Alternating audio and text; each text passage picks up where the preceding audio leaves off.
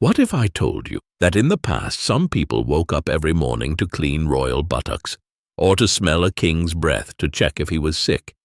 Jobs so strange you would never believe they actually existed, but they did, and some were much worse than others. Here are 9 of the weirdest, most disturbing jobs in history, and chances are you'd be glad you don't live in those times. 1. The groom of the stool. In 16th century England, one man had a royal duty: to wipe the king's backside after he used the toilet. It was considered an honor. But let's be honest, it was shit. 2. The sin eater. At funerals, this person ate bread over a corpse to absorb the sins of the dead. They were paid with food. Nobody wanted to sit next to them after that. 3. The leech collector. Back in the day, doctors used leeches to treat illnesses. Someone had to collect them. How? By wading into swamps and letting leeches attach to their legs. Free healthcare has its price. 4. The whipping boy. If a prince misbehaved, no one could punish him. So they punished his best friend instead. That was his actual job, to get beaten for someone else. Imagine being grounded because your friend messed up. 5. The resurrectionist.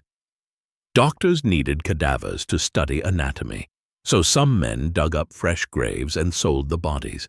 They were called resurrectionists. Today, we'd just call them grave robbers. 6. The gong farmer.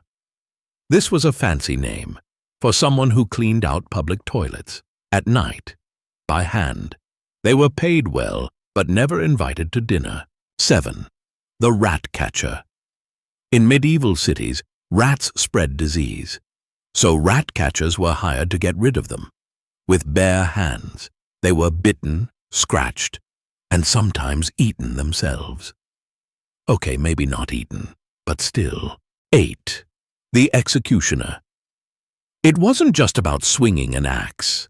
You had to face screaming crowds, trembling prisoners, and sometimes really bad aim. One guy needed 11 swings to decapitate someone. 11! 9. The fuller's apprentice. Clothing used to be cleaned using stale urine. The fuller's apprentice stomped the cloth barefoot in tubs of piss for hours. So next time you hate laundry, think of that kid.